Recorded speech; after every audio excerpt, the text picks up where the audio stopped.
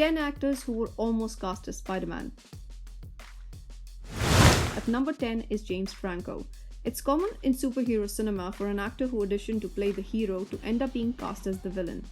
James Franco screen tested for Peter Parker and was offered the role of Harry Osborn instead.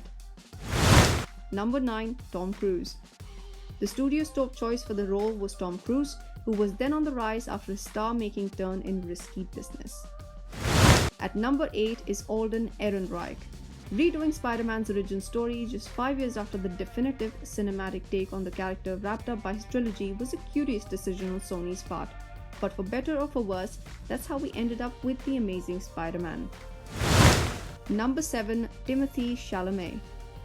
When Marvel negotiated with Sony to include a rebooted version of Spidey in their sprawling cinematic universe, Timothée Chalamet was on their shortlist before Tom Holland landed the part. At number 6 is Leonardo Dicaprio.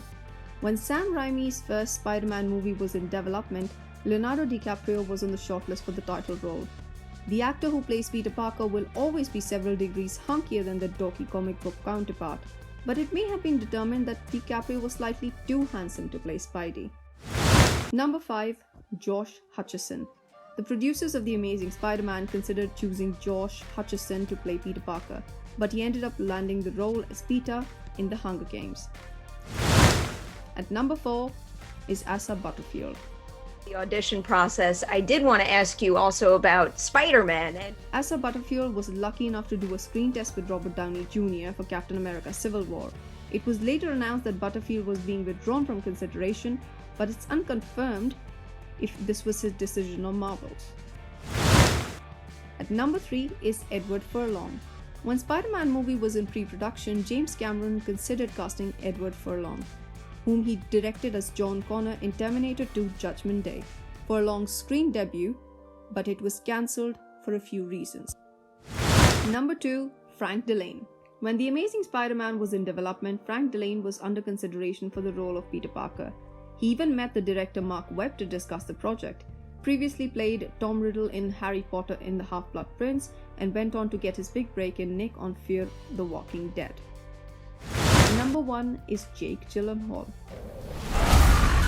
I think you almost played Spider-Man at one point, is that true? Right before Spider-Man 2, Tobey Maguire sustained a serious injury on the set of Seabiscuit. It was looking like he might not be in a fighting shape in time to shoot Spider-Man 2, and Sony was so desperate not to delay the movie that it recast the role of Spidey. Jake Gyllenhaal was waiting in the wings to take Maguire's place in case he didn't recover, but alas, Maguire healed in time and he got to star in the sequel to his own movie. Gyllenhaal eventually ended up playing Mysterio in the MCU Spider-Man Far From Home opposite Tom Holland's Peter Parker.